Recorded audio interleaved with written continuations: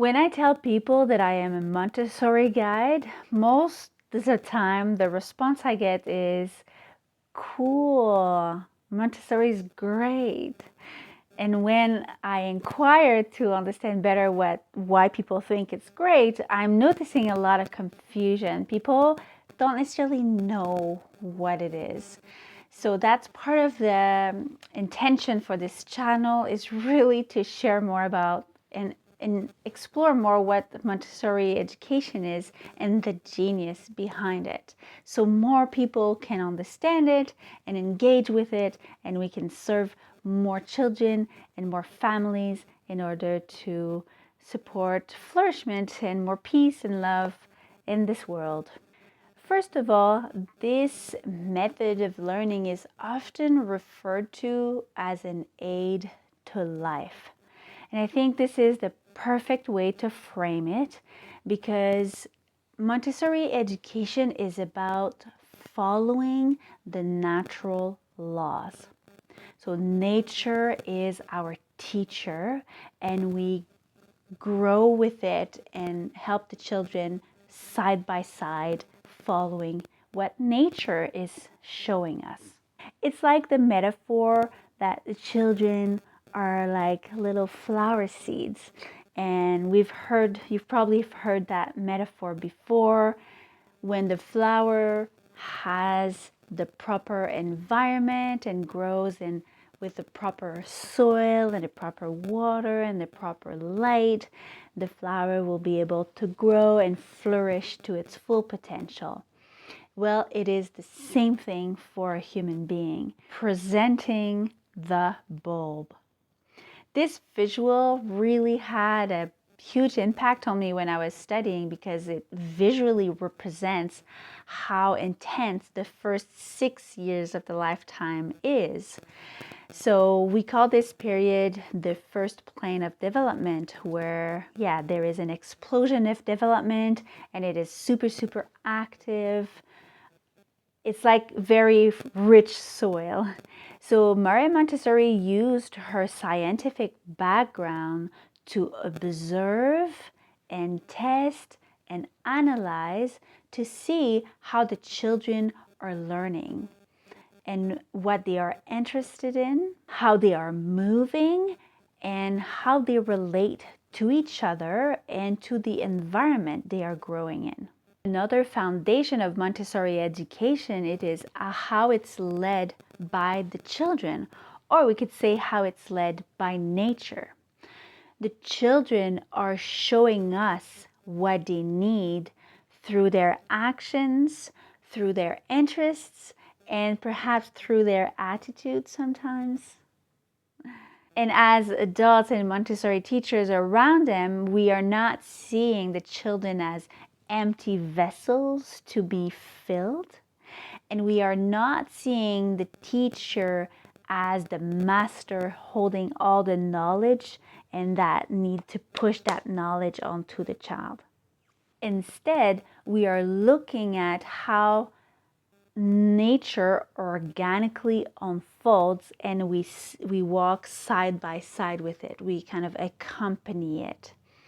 And what nature does is helping human beings to be adapted to their current era, to be adapted to their time and space. So it's going to be a little different if a child is born in the savannah of Africa compared to grew up in the cold climate of northern Canada. One natural law that Maria Montessori observed is the power of the absorbent mind of the child. I spoke about the absorbent mind in another video, and I will link it down below in the description box. But overview of the absorbent mind is, again, it's a period from 0 to 6 where the child is absorbing everything in its environment and is becoming what's around him or her. Another law of nature is the human tendencies. The human tendencies is a fantastic study, and it is tendencies that are happening in the human being all through our lives, and it's like inclinations that we are. exploration, orientation, imagination, communication, self-perfection, abstraction, order, and work. And when the human tendencies are fulfilled, the being feels lighter inside. There's more sense of satisfaction and more happiness. I personally noticed that in myself. So when I feel kind of bored or flat in my state, I notice often that I am needing more exploration in my life and more discovery. So I learned to schedule some quarterly trips to discover a new place in my surroundings. You've maybe also connected with the work and self-perfection tendencies. I do notice I am helping myself to be more fulfilled and in a better state when sometimes I keep going even though there is resistance in my being and I don't want to do something, or like I don't feel like it.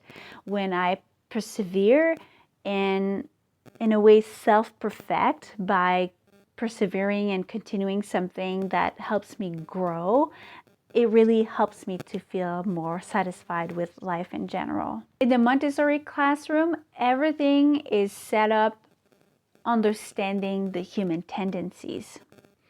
The way we interact with children and how the environment is set up is really to support those tendencies. So as an example, in the classroom, we go from concrete experience to more abstract experience. So we are aware that if we want the child to be able to hold something in their imagination, inside in their mind, they first need to have a concrete experience with the concept. We also support self-perfection. This is a good one. The child is able to work and play with the material for as long as they wish, and we are protecting that. We are not interrupting them, and we are not allowing other children to touch their work or to touch what they are working with.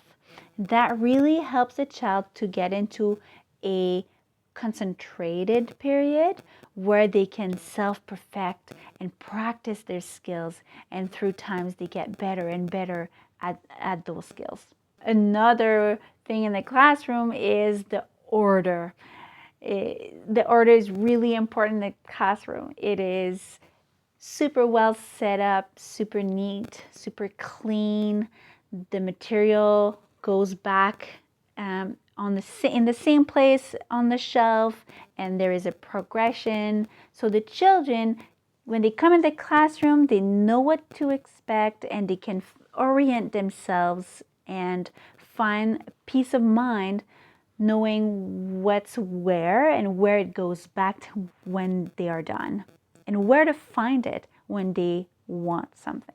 Here are a couple of ideas on how you can use the human tendencies to connect with your child at home. So let's say we think about order. How can you help your child feel a sense of order in its environment? Is your house chaotic? It would probably impact your child.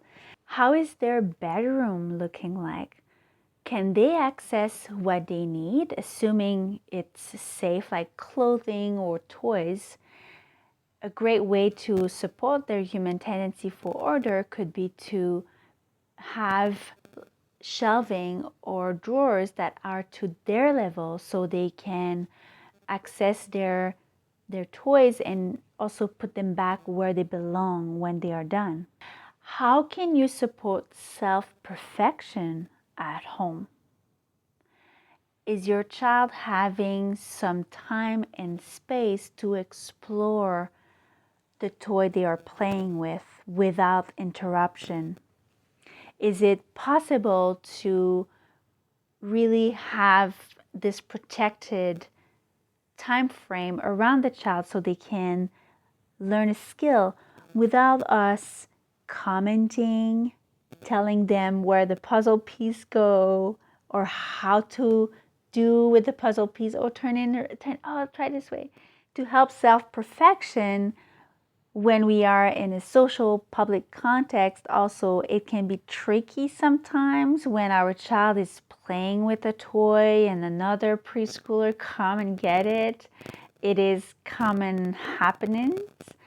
One thing I would recommend is to protect as much as we can what the child is doing. So if another child comes in and try to get your child's toy, you could offer to the other child another toy, or really set a boundary and saying, oh, let's say Sam is playing with this right now, it's not available.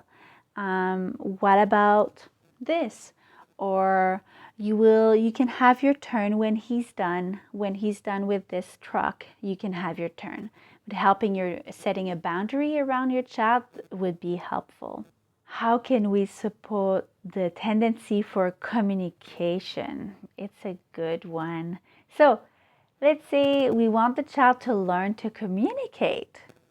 What is about communication? Communication is about being able to receive and being able to express.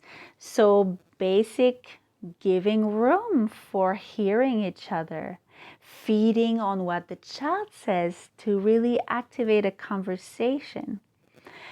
In the Montessori classroom, we have a specific rug for conversation. So sometimes when I know a child comes in the classroom and he's really into sharing with me the weekend, what happened during this weekend, and I am in the midst of something, a transition, and I can't offer him the exchange that he's seeking, I often tell the children, oh, I'd love to hear what you want to share about your weekend. Now is not a good moment, but why don't you go get the conversation rug, and as soon as I'm ready, I'm going to go meet you there and we can chat more. And then once we are chatting with the child, it's not a great thing is to actually talk about ourselves. The children love to hear about us, and I often see that we're kind of questioning the child, and oh, did you like it, and what color it was, and what's the name of the cat, and what's the name of the, and we could also just take it a little easy, and oh, what did you do? Oh yeah, you did that over your weekend. Oh, over the weekend actually I played with my cat, and my cat really likes to do this kind of activity, and then we just feed on each other. But also providing room for the child to express and to also hear us. And how can we support the human tendency for exploration? That's another great one. The little ones are also feeding off our energy, and so we want to also train ourselves to be okay with them exploring, as considering it is safe. But we want to let the child go away from us and come back when they need, and be there for them and welcoming presence, and also training ourselves to let them go and explore things, and with time discover what we are comfortable with, what we are not, and how we can provide that safe boundary around them. Have you noticed something you're already doing regarding the human tendencies at home with your child? Please write it below. I would love to read it. And if you have any questions about the human tendencies, I'd also love to help you out. Have a wonderful day, have fun, and be well.